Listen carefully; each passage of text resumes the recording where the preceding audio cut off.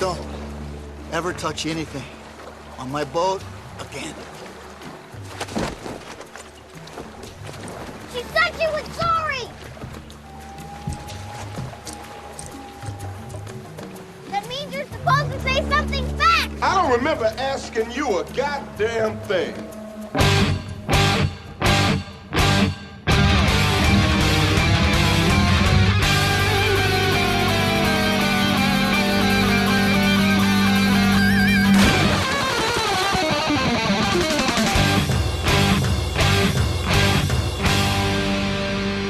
Welcome to the Mad Max Minute Presents Waterworld H2O Minutes at a Time. I'm Rick. And I'm Julia. And today we're talking about minutes 75 and 76, which begin with the pilot trying to free his skyboat from the tether, and end with the mariner staring at Enola.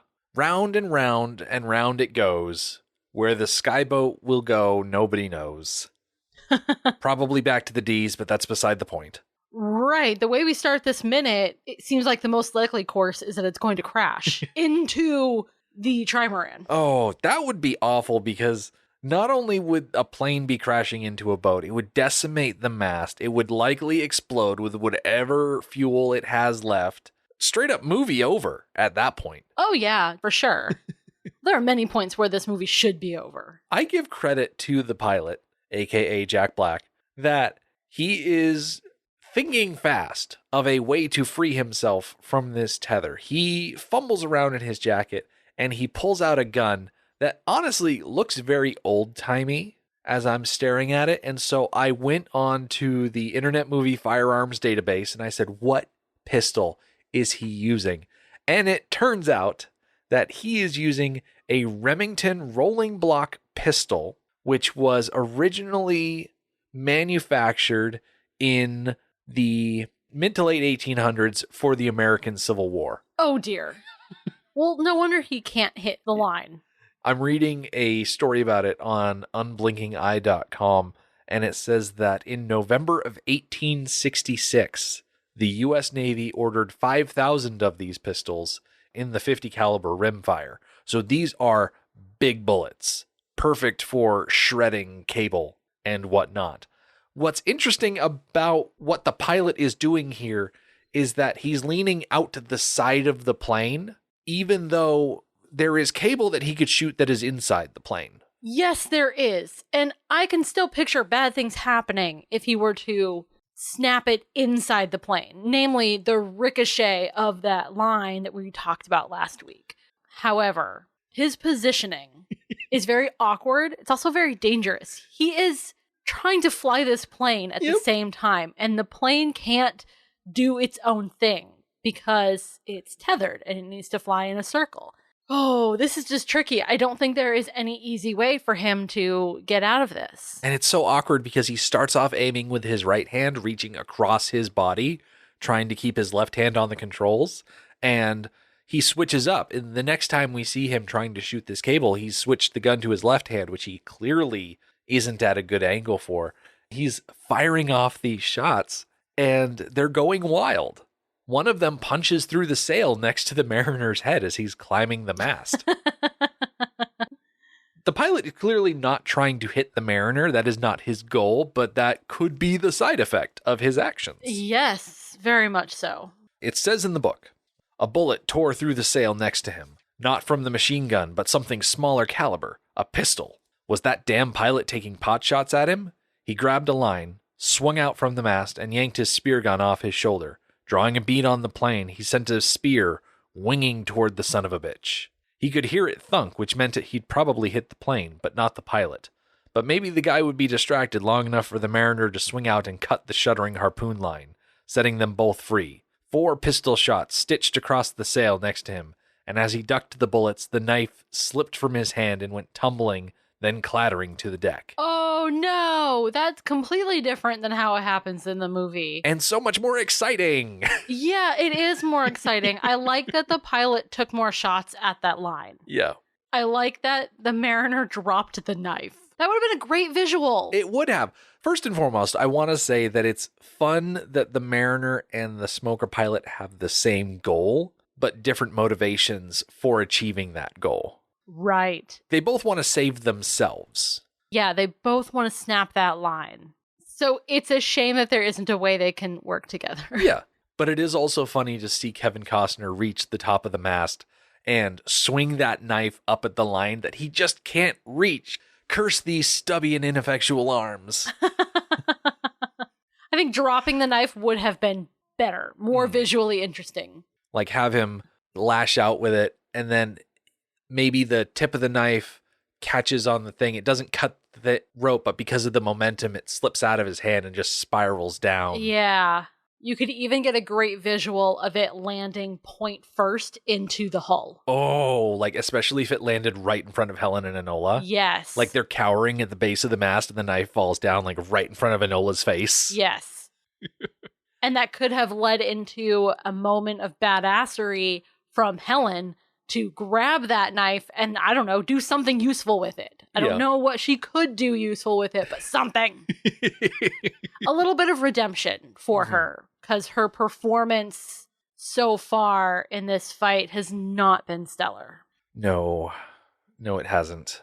But in the movie here, instead of all the swinging around and the knife dropping and whatnot, the mariner and the pilot both take aim at the tether at the same time. Or at least the smoker pilot is aiming at the tether. I'm not exactly sure what the mariner is aiming at because he's hanging off the mast and he's holding his gun out as if he's aiming at the plane. I kind of assumed that he was aiming for the tether because it is just like the mariner to achieve his goal on the first shot. Whereas the pilot and Helen as well struggle to complete their goals. Their goals aren't always even necessarily clear. But the mariner's goal, especially in this fight, and you know what? Back in the atoll, his motivations were very clear. Always very clear. And he achieved those without a lot of fuss. Which is what we get here. One shot, he does what nobody else could do. He snaps that line, and then the plane just flies off. Yeah. Like, okay, I've had enough. I quit. I'm going home. And, okay, this visual. Oh, my word. Of the trimaran had been pulled quite far over to one side due to the tension on the plane. So when that was suddenly released, instead of getting some sort of visual of that line whipping around and maybe causing some damage, instead of that issue, we get the slamming down to the surface of the water of the trimaran. It's fantastic. And a natural consequence of that is that the mariner goes flying off of that mast. So good. My favorite part of this might be the line falls away from the plane, the float falls down, and then you see the mariner still holding his gun out. He hasn't fired yet, and his eyes go wide as he feels himself being pulled backwards. And then when it hits the water and you get that slingshot effect, and he flies through the air like a shooting star and drops into the water. Yes. And it is amazing. It's and I love so it. good. Visually, my favorite part of this sequence is that when the trimaran slams down on the water, there's such a beautiful and distinct and linear splash. It's gorgeous. It feels very reminiscent of the visuals that we get a lot from George Miller, where there is a line of vehicles driving on the desert. So we get all these dust lines that are all parallel to each other. It feels the same way to me. I love the part where Helen and Enola are standing on the netting and watching him fly overhead. They're tracking his progress across the sky. It's very much like watching someone on a trapeze. What surprises me about this situation is that the mariner splashes down, seaplane flies away, and the mariner surfaces, and he's surrounded by a lot of floating debris, and I'm not exactly sure where that debris came from. Yeah, I agree. That's a mystery. I had assumed that just more stuff got flung off. Yeah. But as we watch him fly through the air and land in the water, there's not really anything else with him. So I'm not really sure. I think the easy answer is that it is stuff that was on the deck and in the netting. Yeah. Like in its normal storage space that also got flung up into the air. I think that's the easy answer. I think the legit answer is that it was more visually interesting for him to come pop up in the water if other things were in the water. Yeah. It gives you a sense of scale to tell how far away from the boat he is. I'm not sure what's more impressive, the mariner falling into the water or the harpoon gun, now that there's no tension on the line, slipping free of the upper supports and crashing down through the netting. Oh my goodness. And the way that Helen and Enola jump at it. It's a very awkward moment for them because the danger is suddenly over and it's time for the reckoning. So Helen at least is going to start feeling very nervous and whatever chemicals that go along with that. And then something else happens. And I sympathize with her reaction. As the mariner swims back to the boat and starts climbing out of the water, Helen is saying, "Oh, I'm really sorry. I'm sorry you didn't give me much of a choice. I know, but you ran away." For a long time in this movie, we've been pretty solidly Team Helen against the mariner. Yeah. But it's hard not to sympathize with the mariner because he had a plan and that plan was upset. And now the consequences of that plan is that a lot of his boat is damaged. There is some real serious damage on this boat. This is more than a few drawings. In the book, it says, "He swam quickly to the boat and hauled himself aboard. He glanced around his ship. It looked like hell. He glanced at the woman. She stood sheepishly, the child cowering behind her. 'I'm sorry,' she said. 'I was just trying to—' His look silenced her. He picked up his knife from the deck and moved toward her. The woman gasped as he reached out and stretched the long mane of hair tied behind her. As he brought the blade down, the child screamed." Okay. So in the book, she's got that long ponytail that we saw. Yeah, and he just kind of grabs the ponytail and chops it off. Yeah. I like that better. The way it was presented, it's like they were trying to make us think that he was actually cutting her. Oh, yeah. The way they framed it, he grabs her by the neck, pushes her down, and then you see Enola as the knife is sweeping across the frame. It would have been insane, like straight up crazy, if the mariner had murdered Helen here. Yes, it would have. And even trying to make us think that he did, it just seems extreme. And I hate the whole hair cutting thing. It really bothers me. But the way that it's presented to us also bothers me. Yeah.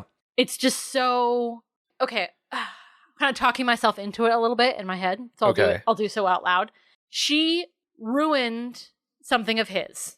So he is ruining something of hers. Now, both of those are not necessarily in a permanent state of ruin. The boat can be repaired. The hair will grow. Yep. Nothing here is permanent. Nothing here is horrific. So, okay, I'm talking myself into the haircutting thing a little bit. I still don't like the way it's presented to us, that they're trying to make us think that he's doing her bodily harm. Yeah. I like the idea from the book where he just walks up to her, grabs her ponytail, and chops it off. Okay, what I like about that is that she still has the ponytail from the atoll. We see several days go by here in the movie, and Helen's hair is no longer tied up. Yeah. As someone with long hair, Julia, yeah, in a situation like this, is it better to just leave your hair in a ponytail? Yes, I'm going to tell you a story. So when I used to go to girls' camp over the summer when I was a early teenager and mid-teenager, I have a lot of hair. It's thick, it's heavy, it's frizzy and big, and just so thick. My sister and I both have very, very thick hair. So what my mom would do, she's a pro at French braids, like so tight, it'll give you a headache. The upside of that is that she would give us a French braid before we left for camp, and then a week later when we got home, that hair would not have budged. It would have survived swimming and sweat and sleeping. It would have survived all of that, so that during camp, I never had to wash my hair. When I would shower, I would get some soap in it and then just rinse it out, but I would not undo the braid. And that was magical. I did not have to take care of my hair at all. So it is better just to put it up in some way and just leave it there.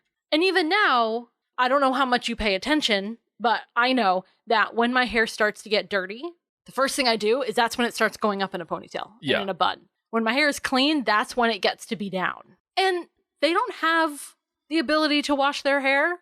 Maybe on the atoll, they had some sort of soap that they made from fat on the atoll, but they don't have that here. The mariner doesn't care about that kind of thing.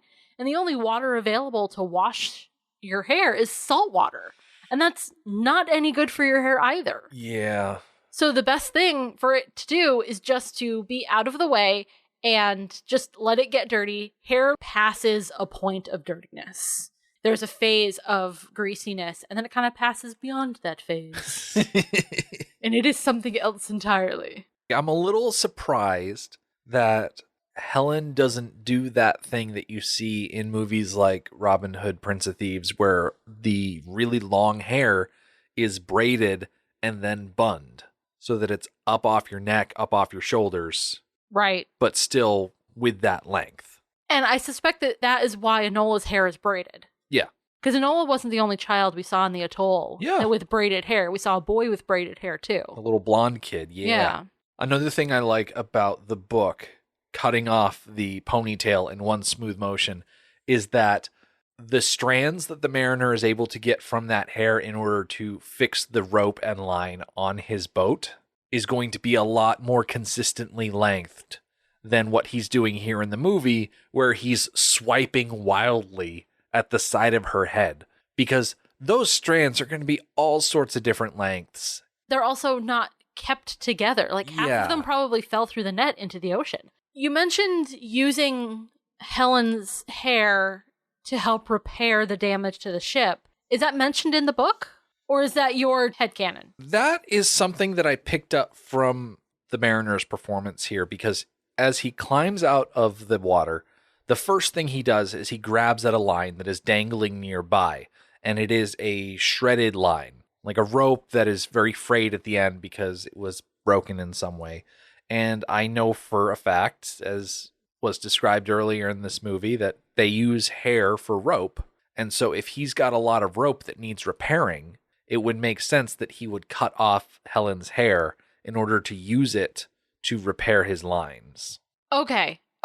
Well, then that brings me to like more thoughts about the whole hair cutting thing. If he had, again, communicated, if he had talked to her and said, hey, I need your hair to help me repair this, she would have said, okay. She would have given it to him. Yeah, she was in a very apologetic mood. Yep. Looking to make good on the damage that she did. Mm-hmm. And the state of the hair that he took, it just doesn't feel useful. You know what does feel useful that we will get to next week is Enola's hair. Because it's all pre-braided. Because it's pre-braided. Yeah. Oh. And you can tell her cut was not done in so much anger. Hers is so much more even. Yeah. It still bothers me, though, that he could have gotten so much more hair off of Helen. Right? We've already talked about her hair months ago at this point, and its potential for selling to help make rope. You know who else has long hair in this scene? The mariner. The mariner. And he never sacrifices any of his hair. Right?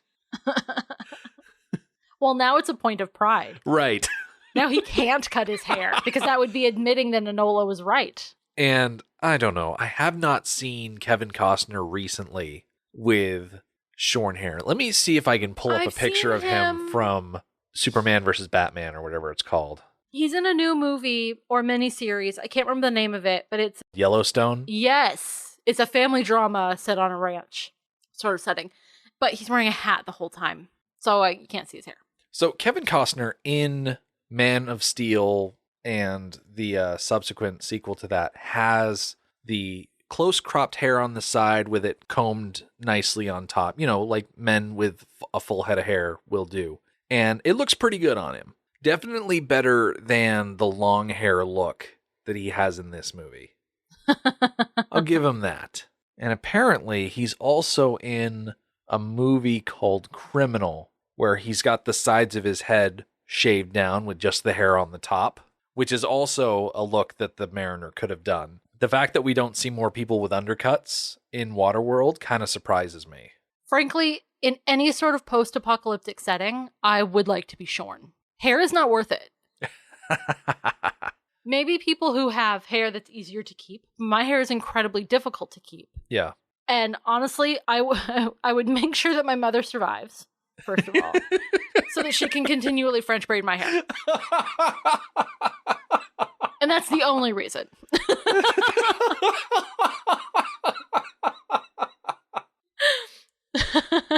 But seriously, I would just shave off my hair. Yeah. Hair's not worth it. Well, I don't have a lot of hair on top of my head, but in a post-apocalypse, I would probably keep the beard. Yeah, because the beard is fine all by itself. Exactly. You go many, many days, even weeks sometimes, without doing anything to it. And it's fine. Yeah. It's fine. It needs to get washed, but if it doesn't get washed, I don't think that's the worst thing. Coarse hair can handle a lot. Exactly. As far as not getting washed. Plus, if I grow it out long enough, then I could braid that too. Yes, you can. You probably would. Gripping Helen's hair in his hands, he says, "Don't ever touch anything on my boat again." And then he stands to walk away. Now, in the movie here, Enola pipes up and says she said she was sorry. The mariner turns to look at her, and Enola continues, "That means you're supposed to say something back." In the book, it's a little different. Good, because it's horrible in the movie. So the mariner cuts off Helen's braid, tosses it onto the deck, says, "The next time you touch anything on my boat, I'll choose something else to cut off." So a bit more threatening to Helen. Yes. Ha! The woman dropped to the deck in an exhausted pile, body heaving, but she wasn't crying. Lower lip trembling, the child stepped forward and blocked his path. She said she was sorry, the girl said. He stepped around her and tried to find some corner of the boat where he could be alone for a while before he once again began repairing his home. In the book, he does not retaliate against Enola. Good, because I don't like this whole retaliation thing. Yeah. It makes me uncomfortable. It feels like he's treating them this way because they're women, which may not be untrue. I just don't like the feel of it. I like the idea that their hair is useful in repairing the ship that was Helen's fault. Mm-hmm. But all you had to do was say so. You broke my home. I need your hair to fix it. You don't have a choice in this. It would have been very helpful, instead of only saying, "Don't ever touch anything on my boat again," if he had said, "You made a mess of things," and then he's holding the hair in front of her, "You're going to help make it right," or something like that. Right.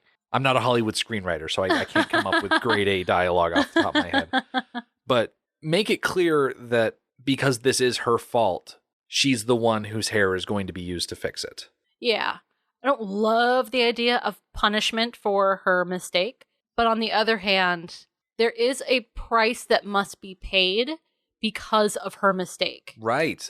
There are repairs to the ship that have to happen for their own safety and survival because of her choices. The mariner does not have insurance. Right. So it is only fair and only proper that Helen have a large part in fixing what happened. Mm-hmm.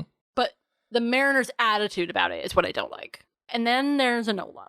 Her statement of, she said she was sorry, that means you're supposed to say something back. I understand that when you're teaching children about apologizing, you also have to teach children about accepting an apology. But when you teach children those things, circumstances are generally very simple, and they don't have lasting repercussions. Yeah. They are, he stole my toy and made me cry, so he's going to apologize, and you are going to accept the apology. No big deal. You share the toy. Everybody's learned a lesson. But as you grow older and older, things get more complex, and it's no longer enough to say you're sorry. There oftentimes has to be more. A good example in this movie of that is that Enola was told not to touch his crayons. And did she apologize? Helen apologized for her, sort of thing. But Enola didn't change her behavior, which we see the results of in this minute, where the mariner sees the crayon in her hand and knows that she has been continuing the behavior that he already said was not okay. I want to interject here by saying that I love how Enola is shouting at him. She is being very judgy and talking about how his behavior is wrong. And then he's staring at her, his eyes flick down, and he sees that she is holding one of the crayons after he confiscated a crayon from her, and she looks down, sees that he's noticed the crayon, and then tries to hide it in her hand. Right. By just folding it down into that grubby little fist of hers. The more complex that mistakes become, the less I'm sorry is going to cut it. And I'm sorry doesn't absolve you of responsibility. It is the first step towards fixing whatever has gone wrong. Mm-hmm. But taking steps after that is also important.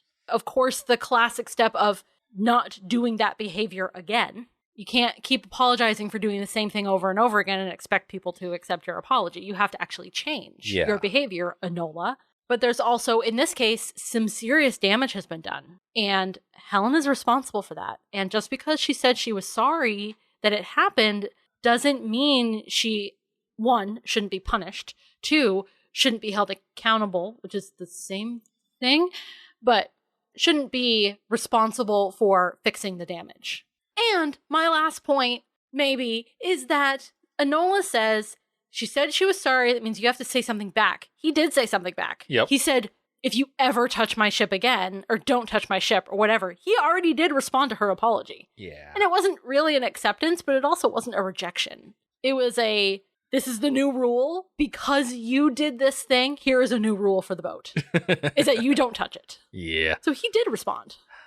As far as Helen apologizing is concerned, she says, I'm really sorry, I'm sorry. Then she says, you didn't give me much choice, you ran away. She's trying to explain herself, but she's shifting responsibility off of herself onto the mariner. She is. Saying, what I did caused trouble, but you are the one who forced my hand. When, in all reality, I'm not willing to right out say that the mariner forced her to do anything.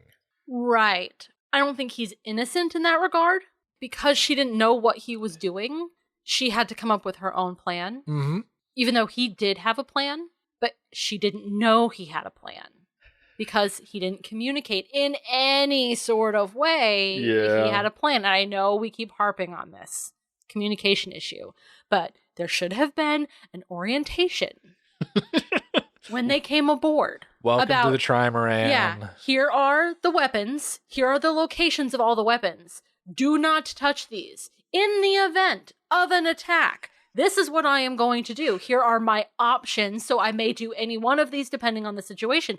But I've got it under control. In the event of an attack, you do this. You go down below and don't do anything at all. I have the defenses necessary to take care of this boat. There should have been an orientation. But exits are located at the fore, middle, and aft of the vehicle. Yes, thank you. In the event of an emergency, lights will illuminate on the floor, leading you to the closest exit, which may actually be behind you. Exactly. All he had to do, as soon as the gunfire started raining down on them, is shout, get below deck. Yes. And he shouts at her when he feels it's necessary to cut the line. So it's not like it's unreasonable to ask him to shout a quick command and frankly expect to be followed. He is the captain now. Yeah. When the captain and owner and sole sailor of this boat tells you to do something while under attack, you do it. Yeah. You do it. Even if you don't like him or don't agree with him, you do it anyways.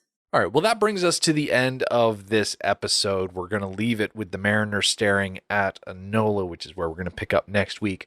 So come back next time. Helen and Enola will show off their matching haircuts. Deacon will practice his driving, and the pilot will try to drown his sorrow. The Mad Max Minute podcast is a fan project by Rick and Julia Ingham. Waterworld was written by Peter Rader and David Toohey, directed by Kevin Reynolds, and presented by Universal Pictures. Mad Max Minute is produced and edited by Rick Ingham. Our opening music is Verdi's Dies Irae by Daniel Batista of danielbatista.com. Our home on the internet is madmaxminute.com. You can follow us on Twitter at Mad Max Minute. And like us on Facebook by searching Mad Max Minute and join our Facebook listener group, Mad Max Minute Beyond Microphone. If you'd like to support the podcast, visit patreon.com/madmaxmin. Thank you for joining us for Waterworld episode 38. We'll see you next time.